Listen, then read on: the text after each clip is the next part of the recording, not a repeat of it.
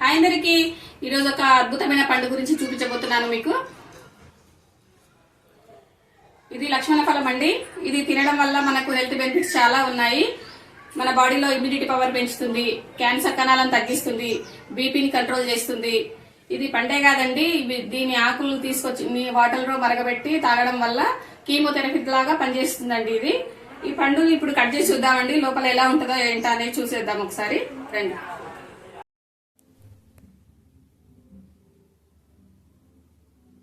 చూస్తున్నారు కదండి, కట్ చేస్తే ఇలా ఉంది.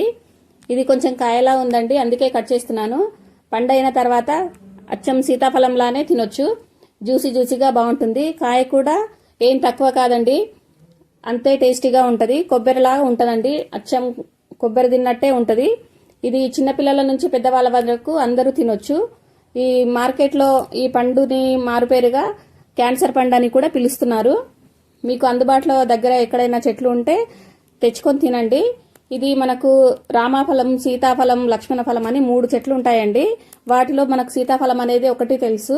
రామఫలం, లక్ష్మణ ఫలం చాలా తక్కువగా దొరుకుతాయి. అందులో ఇది ఒకటి లక్ష్మణ ఫలం అండి. ఇది తినడం వల్ల చాలా బాగా ఆరోగ్యానికి బాగా పనిచేస్తుంది. మీకు అందుబాటులో దొరికినప్పుడు ఖచ్చితంగా తెచ్చుకొని ట్రై చేయండి. టేస్ట్ ఎలా ఉందో కామెంట్ చేయండి. ఇది విత్తనాలు ఇంట్లో నాటుకోండి, ఒకవేళ ఫ్యూచర్లో ఎప్పటికైనా పనికొస్తాయి అందరికీ.